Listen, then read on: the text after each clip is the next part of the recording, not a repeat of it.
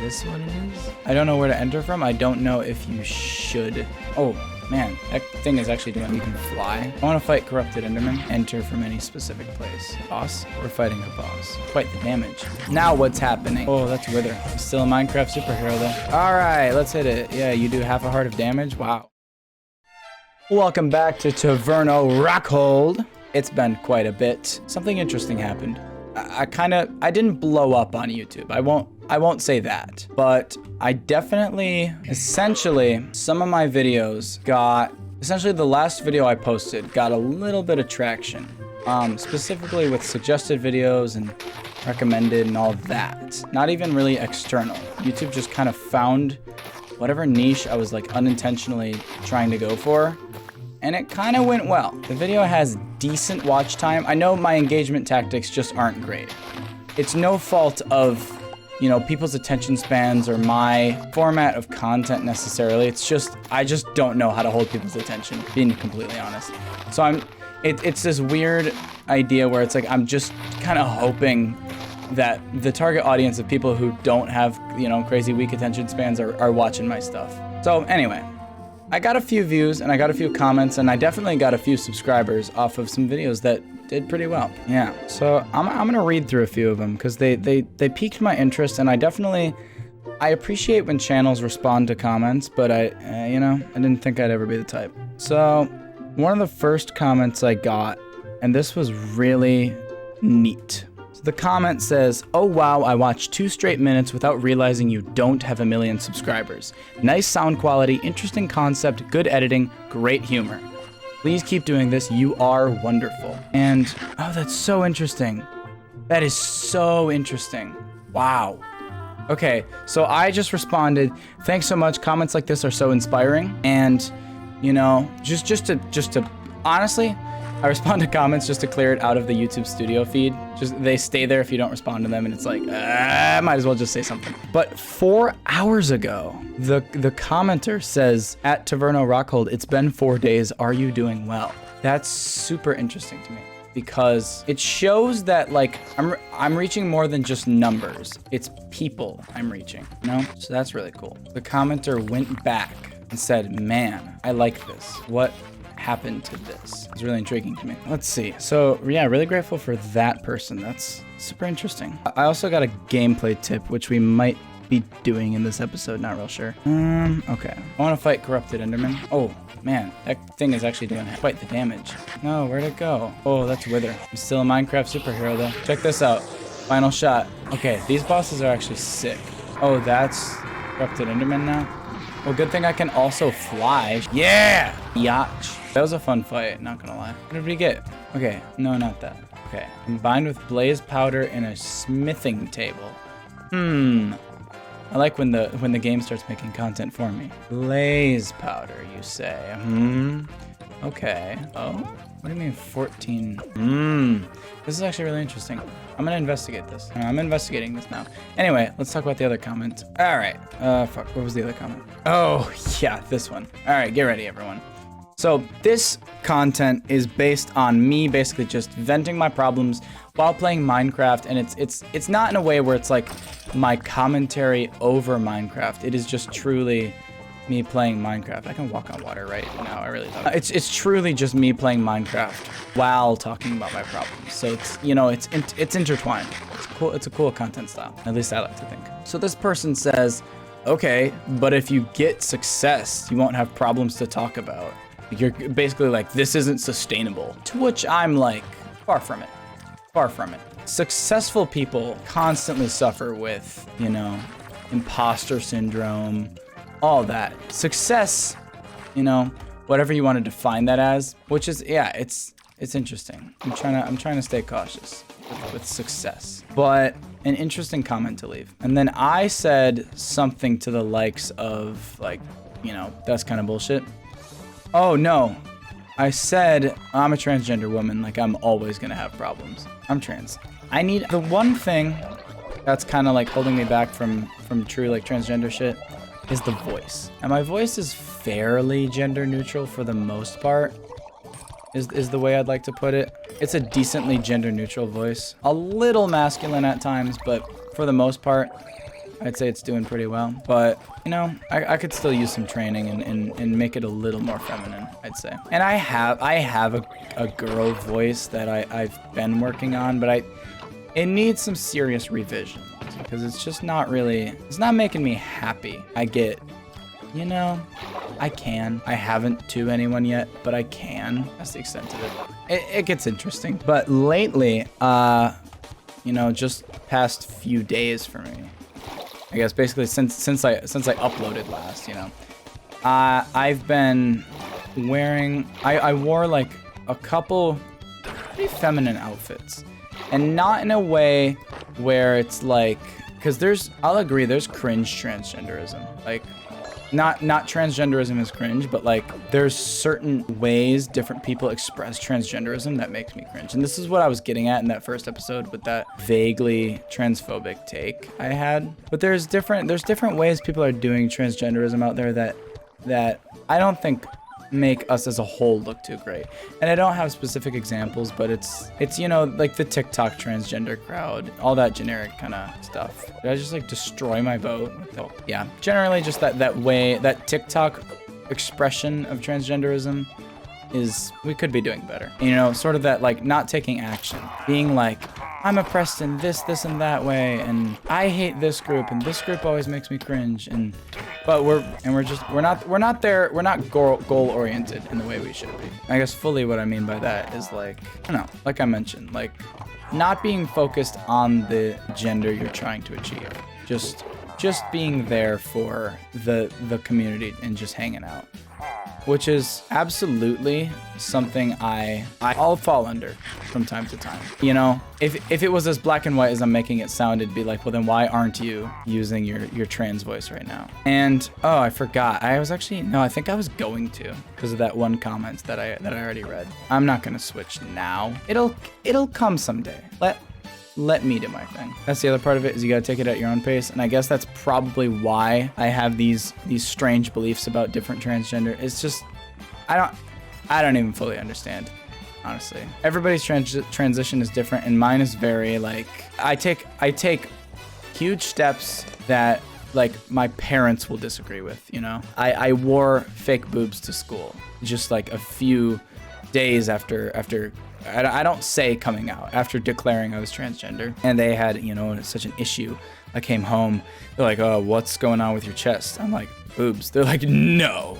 And, you know, this is, of course, they're like, oh, of course, we still accept and love you. But do you? You know, so that was rough. And things like that, just being weird. So I take big steps like that benefit me and totally, you know, leave other people behind. I'll leave people behind, you know? And my parents especially, they're not too great. They are rich, white, cis, you know, all those words we use to describe like the dominant culture. They're very dominant culture in a lot of ways. And in a way that they don't even fully understand, you know? But yeah, I try to have these nice little discussions. It doesn't really go too well, and my parents are often like, why can't we talk about things at the dinner table, and why is it so awkward? And it's just, is it worth the effort all the time? That's where I'm at, is it's like if I try to talk about something cool, for example, the Willow project. Don't know if any of you know, but basically we're looking to, I don't know if it's sell Alaska or sell certain parts of Alaska. This is in the United States for oil. It wouldn't be sell, like, I don't know. Point is, we're looking to dig up a shit ton of Alaska because of that sweet, sweet oil. And, you know, so my brother's talking about this, just kind of fun little couch discussion, I guess. You know, first like family couch discussion about current events in like 10 years, but anyway, fun little couch discussion. And my dad's response is, nope, that's gotta be fake news. If we were like selling Alaska, it would be on Good Morning America. It's just so, it's hard to live in my house. We are high income. Both of my parents graduated college. My mom manages, I guess I can say this, I guess. My mom manages a Walmart. My dad owns 4 Firehouse Subs restaurants. You know, we're doing well. We are well off. But through the advantages they've been given, they don't understand what's happening around them at all. And they have these Republican beliefs that just don't really jive with the way, quite honestly, the way school's teaching me. All right, you can phrase it like school brainwashed me into being like a Democrat or whatever, but like, I don't know, given the choice between pro-people and pro-government, it's really hard to side with governments, you know? Why should I trust the government? What is the government willing to give me? And this is what it boils down to. Are you ready? What is the government willing to give me, a transgender woman, versus what is the government willing to give my parents? Cis, white, rich, you know? Are they rich? I don't really know. I saw a number on my parents. They had to fill out how much is your, and unfortunately I don't remember if it was net or gross income. I would hope it's, and I forgot the exact term now, or which one means which. I'm like 18, I should know this shit. But point is, the number was ridiculously high. Like we shouldn't be complaining about the cost of therapy high. You know, we shouldn't be, cost shouldn't be an issue for anything levels of income in this house. And there's disparity between where the money's spent, and the money is not spent on me. And I don't want to make it sound like that, I guess, but my dad paid a unknown sum to me, but context clues, a high sum to heat our garage. Our garage is heated, and that is a useless. Okay, I don't know what ominous presence is. I'm gonna be completely honest. I'm gonna do this again. Is this what it is? I think this is what it is. So I'm gonna try to find an entrance to this. Yeah, this looks to be what it is. So I don't know where to enter from. I don't know if you should enter from any specific place. I've seen structures similar to this. I'll just start in here so I can arguably not cheat. Well, that's odd. Oh crap. Well, anyway, so yeah, my parents are well off, doing well, doing great. And they don't spend that money. I mean, they spend money on their children, of course, but it's odd. So then there's this big push to be better. But the problems and the flaws with how things are run I've lost hope, you know, and I don't know if my parents will ever be thinkers. They're very just listen to the talking heads, shut the hell up, trust your government. Because what has the government ever done that's wrong type deal. And I never thought that would be the issue. I didn't see my parents like that in the slightest in elementary school and in middle school and any of that. It is purely through senior year enlightenment that I've found a sense of ignorance in my parents. It's a burden.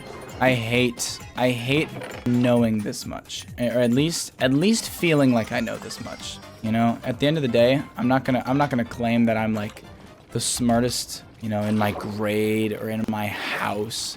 Obviously, my parents have more experiences than me. You know, I wouldn't debate against something like that. But, you know, socially aware. Who's socially aware? Who knows what's going on? Who cares what's going on? Who's concerned about what's going on? And there's no concern from my parents. There's just, I don't even know what to describe what I'm even saying as.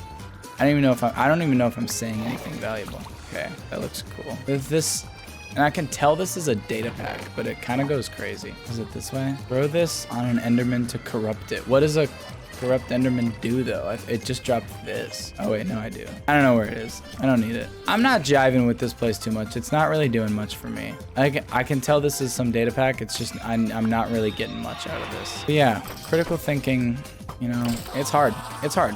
That's the best way I can put it. It's hard. I don't even know how to, I don't even know what the fix is anymore. It's gotten to that point. It's like, I don't like my family. And my family doesn't know me. And I don't think, it's not that like, I don't think they'd like me. It's that I don't think they even want to know me. That makes sense? Like, you know, my mom just, boss? Here we go. All right, we're fighting a boss. I hear a bunch of little sus noises. Boss music. All right, let's hit it. Yeah, you do half a heart of damage. Wow, you can fly. Now, the cool thing about these bosses, they actually do shit like this. Now, what's happening? Bro's meditating. They make it act a lot like a player. That was suspicious. All right, what do we got? Sanctum Keeper chestplate. It's unbreakable. That's really interesting. So yeah, it's an ongoing, you know, just thoughts and things I see and observe. And where's this soul going? I'm gonna go up there. You're just not going where I'm going. That's all that's happening. I can't spend much more time here, honestly. I think I basically got everything out of here. The way my parents function just upsets me. And it's not only in the way they think, but I can make a rhyme here. It's not only in the way they think, but also the way they drink. Honestly, they drink a lot. To an extent where in 6th grade, we had so they come in and demonstrate. They don't demonstrate. They show us the data. They show us the numbers, the pig lung that they cover in tar. And in that, they had a moment where they were like, they described binge drinking. And they said, honestly, they shouldn't have done this. Knowing how like teaching and knowing how that works now, they shouldn't have done this next part. But they said, how many people's parents binge drink? Or how many of this sounds like your parents? Something. And I raised my hand fully because it just, their description made sense. I don't remember the description exactly, but it was like some sort of maybe ambiguity, or maybe it just really resonated with me. Basically, the year before that, I saw my mom drunk for the first time, which is kind of shocking that it took until 5th grade for me to at least connect those dots, but it was frightening. I don't say things like traumatizing, because it wasn't traumatizing. I'd say the fact that she still actively gets, you know, drunkish is traumatizing.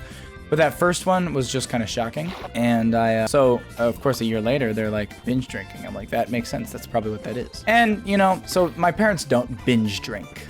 It's not like that. It's on occasion. It's nightly.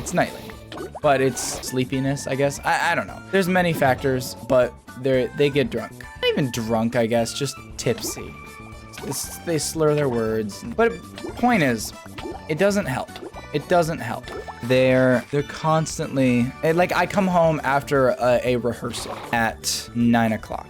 You know, even later now, where we're entering tech week. Well, no, we just got done with tech week. We're entering show week. So I get home really late.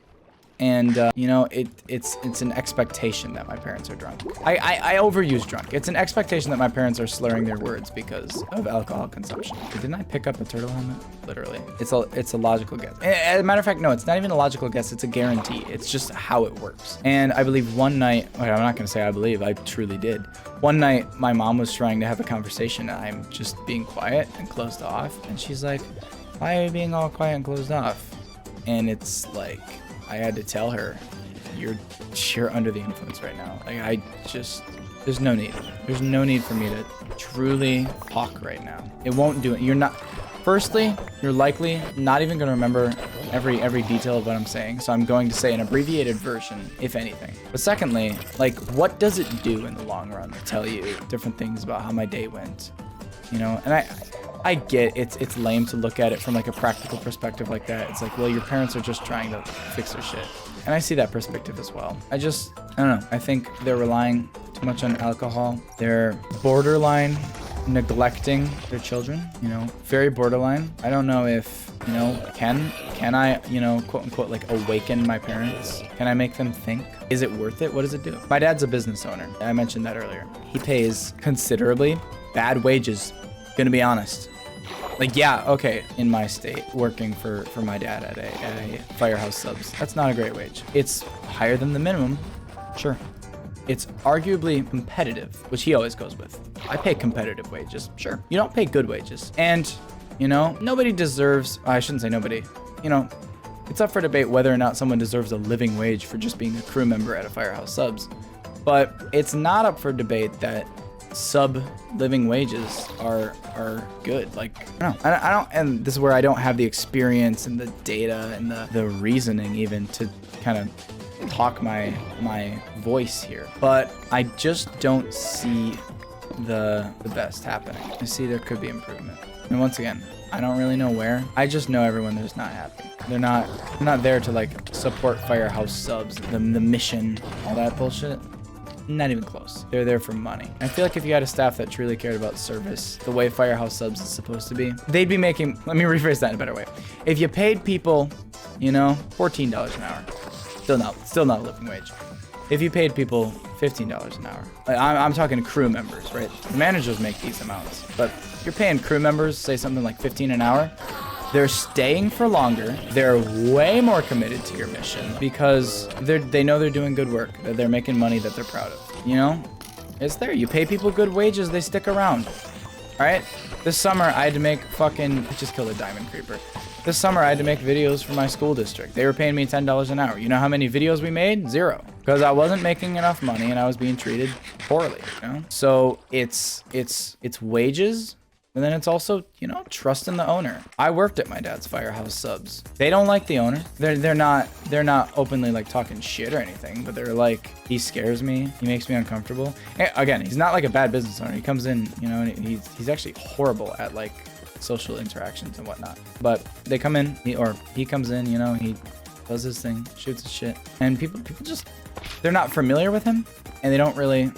They say I don't like him, you know, which is odd. And he doesn't know that, I guess, that nobody sits down and says, yeah, you know, owner, we don't really know you or like you. Not really common in society to do things like that. But, you know, you take what people are saying into account.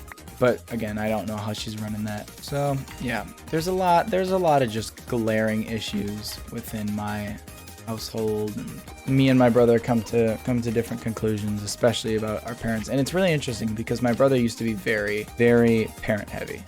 I would criticize in private, and he'd be like, you know, whatever, and very, very on our parents' side. Not for any reason, but I think just simply because they're our parents. And he's reached an age where he's able to question some of the more glaring issues. And yeah, it's been interesting. It's been a great journey. And it especially helped around the transgenderism stuff, because my brother's really great about it, and my parents were really shit about it, and my grandparents were really shit about it.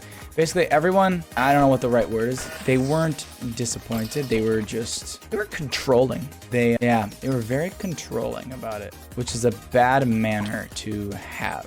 A bad, you know, demeanor, whatever you want to put on that. That's not great. That's not a great look.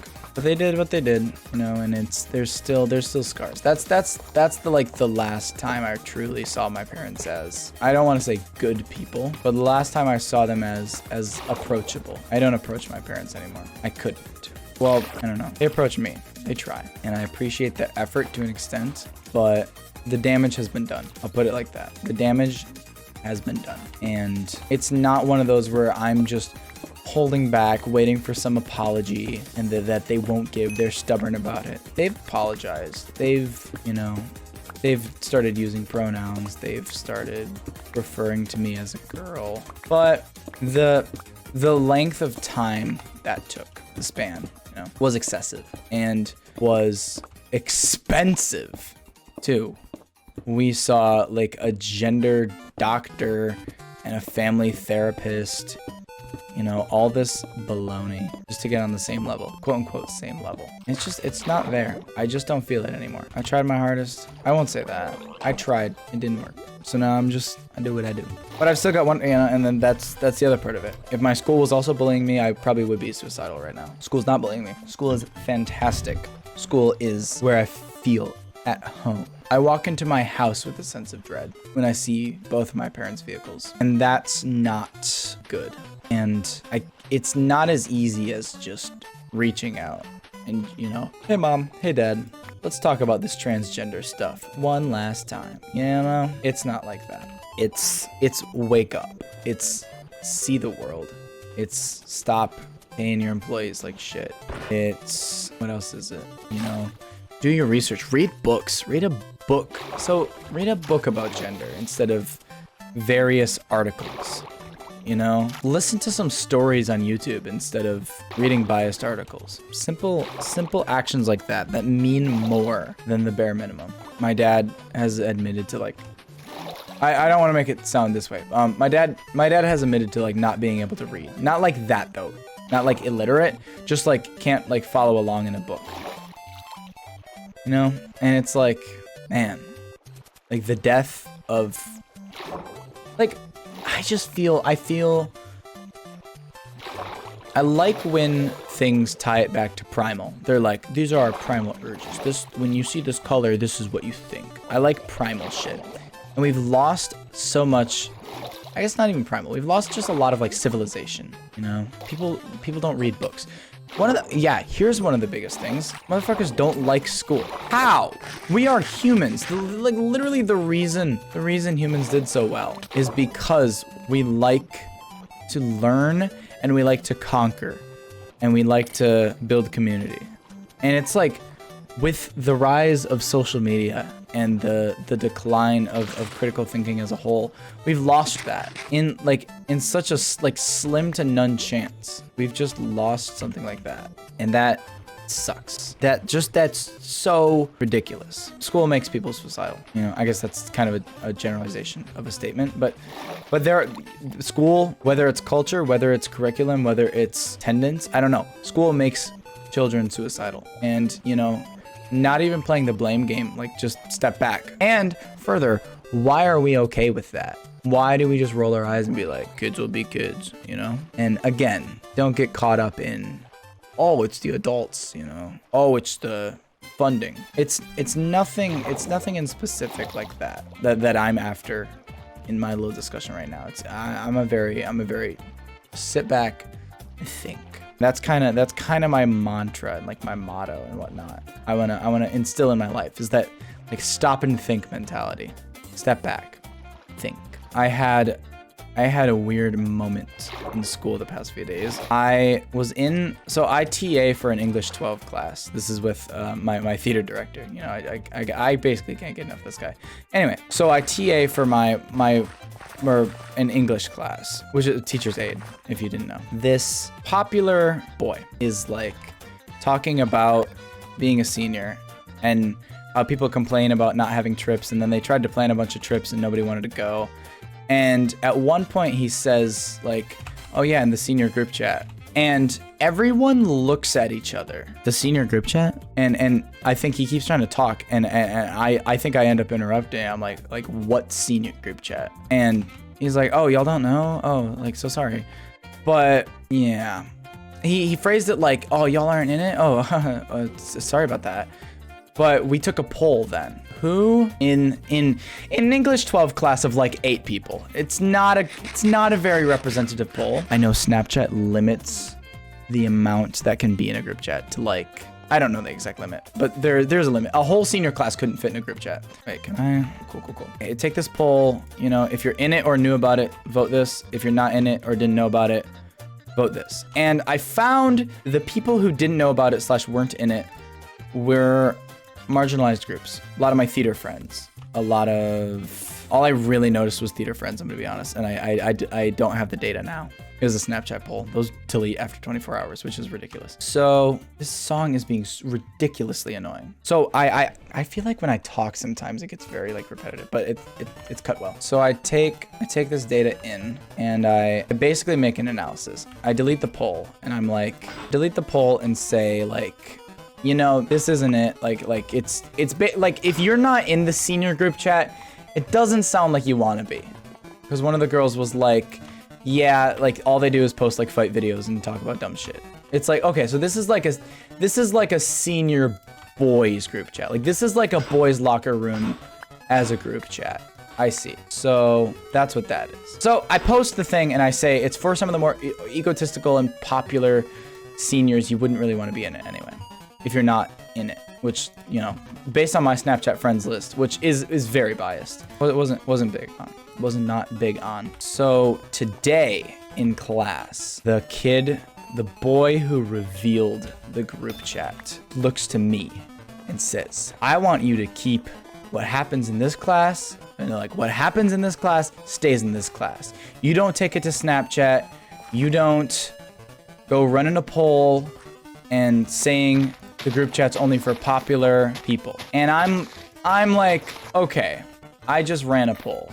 Like, calm down. I ran a poll.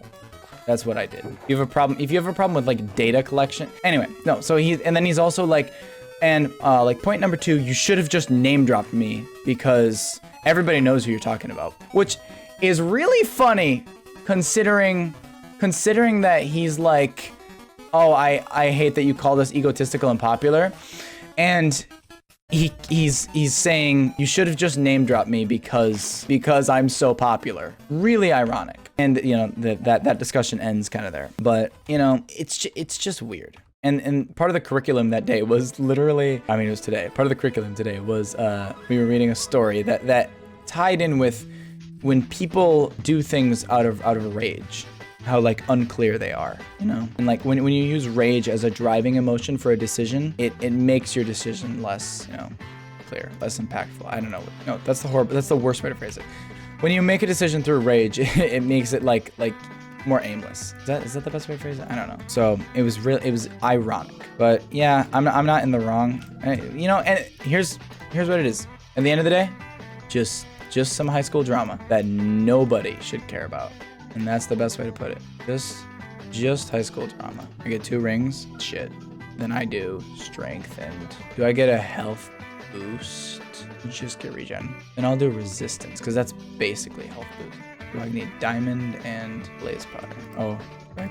Oh yeah. So yeah, it's literally just high school drama that really does not matter. And I kind of hate when people put it on that level, because then they're like, I'm better than high school drama. Like I don't need any of that. And I feel like people get weird with it. I'm not trying to get weird with it. Like I'm just actually like, again, here we go again. And I sound like a lame teacher right now, but here we go again. It goes back to just stop and think. Stop and think. What are we doing here? What is it worth? Is this boy in the wrong? Am I in the wrong? Is anyone in the wrong? Now, I do agree that I probably shouldn't have called him egotistical, or called the members of the group egotistical. But I won't deny the group is for the popular seniors. That was the other half of my poll, is not only seeing the unpopular people in the thumbs down, but seeing the popular people in the thumbs up. But very interesting. Shit, I went through a lot of topics. I feel like I need a more neutral, like, ending topic. I haven't talked much about the gameplay. So basically what's happening is, well, I guess I killed that Enderman and I wanted to go on a little quest. So I did that. But next, I found a few items while I was messing around in don't take my words out of context. I found a few items while I was messing around in creative mode on a different world. I found Sword of the Gods, which has a ridiculous attack damage that would be kind of fun. And it's not expensive, but like, you know, netherite scraps, scoots, phantom membrane, blaze, you know, inconvenient materials for someone like me right now, but not inaccessible. I got those 2 rings now. Now I have strength and resistance at all times. Pretty cool. I already showed you the mysterious trinket thing, which is it's just good. I don't think I'd have to be like eating a bunch and eating the golden apples to get that without it. And it's a really nice effect. I realize I need to do more building. Like I haven't built a single thing yet, which is not great, but I don't really want to start now. I've been living it up, honestly. I'm feeling pretty good. Not really about like future and stuff, but in the present. I think we lack that a lot in society right now. Is like, who's confident in the, like, I am right now. I feel really good about the present. Yeah. I feel like I'm surrounded by such a nice, you know, teacher base, student base, honestly. I wore some, I mentioned earlier, like I wore some more feminine outfits earlier this week. I believe I had a cropped hoodie. I still wore like a black, like tank top underneath, but it was a hoodie, so it was just like a shirt. I wore like a tight black shirt underneath. And I'm pretty skinny for the most part, you know. I've got a bit of ass, I got a bit of thighs, but I'm still skinny. So it worked well. I got that nice feminine figure I was looking for, and I wore some sweatpants with it. And then I wore a green skirt with a black hoodie, which went pretty hard. And I know that one got, I went to a restaurant that day, and it got a few weird looks from some of the older staff, but I was like, whatever, I feel great right now. Yeah, that was a really euphoric outfit. I had a very euphoric week. I was doing makeup as well on these days, and I'm getting pretty good at it. Just getting that like eyeliner, and yeah, I do a bit of foundation, I do a bit of eyeliner, I do a bit of, I guess that's it. I did a little mascara. Ew, mascara? Is that, yeah. I did a bit of mascara. No, never felt good. I feel good. I'm interested to see. So what's interesting is I feel like a lot of boys watch Minecraft gaming content. I feel like that's who YouTube's gonna try to market my stuff to. And that's not necessarily my target audience. I don't have a specific gender with my target audience, but I'd like transgender, non-binary, those types of groups. Ironically, as I've mentioned in like multiple episodes, how it's like, I hate these. No, that's not what it is. That's not what it is. And this is where, again, in society, we make the biggest claims. You know, on Taverno Rockhold, all she talks about is, you know, hating transgenders. No. Everybody's great. Everybody's wonderful. I don't know. Some people get pissed off in like a racist way. We don't need that. We don't need that. All right, let's see. I never do it like this. I'm gonna look at how long I've been recording. Oh, no, that's a perfectly normal time. Okay, sorry. And while I don't want to promote the idea of like always getting your attention, always hooking you on your phone, I feel like I could be advertising this style of content better within the first 30 seconds of my videos, you know? A brief little recap. In this episode, we talk about X, Y, and Z, you know, different things like that. I don't know what I end up going with. I'm literally recording this right now, but hope you had a wonderful time. And remember to, stop and think going forward. Just take every situation with not with a grain of salt, I guess, but just, you know, don't act with your emotions. Try not to. It's impossible to not. Try not to act with your emotions, and you'll see the benefits. I don't know.